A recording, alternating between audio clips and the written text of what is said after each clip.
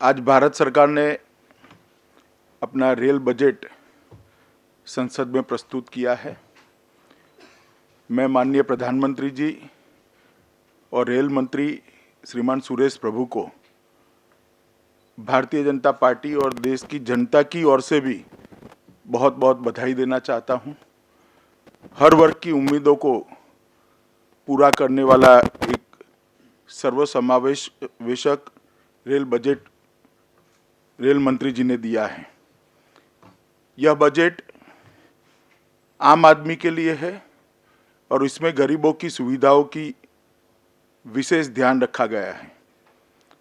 पेयजल की सुविधा वाले दीनदयालु कोच जो हर ट्रेन में लगेगा, उससे अनारक्षित यात्रियों के लिए बहुत बड़ी सुविधा मिलेगी और जो यात्री रिजर्वेशन पाते नहीं थे और किसी अर्जेंट काम से उनको आना जाना पड़ता था, उनको टिकट न मिलने की स्थिति में जबरन रुकना पड़ता था, उनको काफ़ी सुविधा मिलेगी।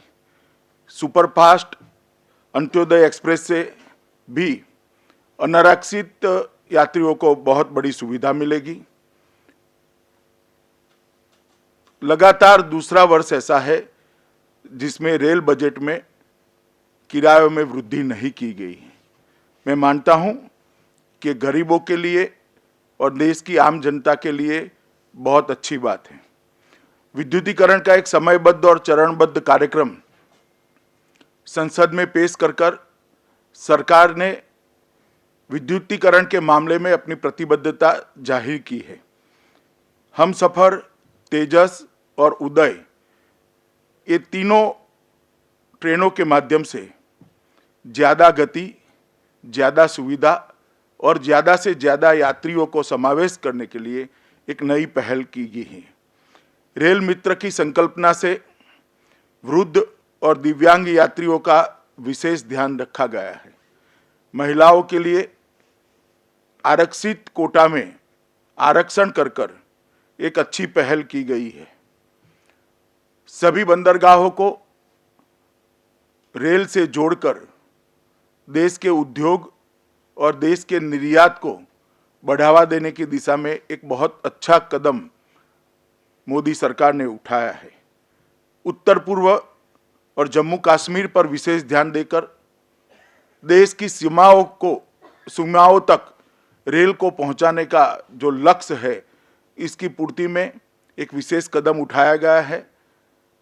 वो उत्तर पूर्व के विकास, जम्मू कश्मीर के विकास के साथ साथ देश की सुरक्षा के लिए भी एक महत्वपूर्ण कदम है। 400 स्टेशनों पर वाईफाई की सुविधा देने का जो लक्ष्य रखा है, मैं मानता हूं कि युवा यात्रियों के लिए इससे अच्छा कोई कदम नहीं हो सकता। कुल मिलाकर देखें तो ये रेलवे बजट लगातार दूसरी साल आम रेल बजट से हटकर है। एक लंबे समय के प्लानिंग के साथ रेल की योजनाओं को लोगों के सामने रखा गया है। पहले एक फौरी घोषणाओं का रेल बजट होता था, इसकी जगह ठोस कार्यक्रम और ठोस काम का खाका इस रेल बजट के माध्यम से तय किया गया है। रेलवे के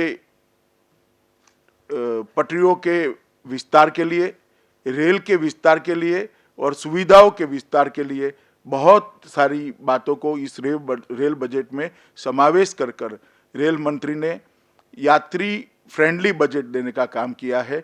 मैं मानता हूं कि इस बजट लाने के लिए श्री सुरेश प्रभु सच अर्थ में अभिनंदन के अधिकारी है। मैं पार्टी की ओर से और देश की आम जनता की ओर से श्री सुरेश प्रभु को बहुत बहुत अभिनंदन देता हूं। धन्यवाद।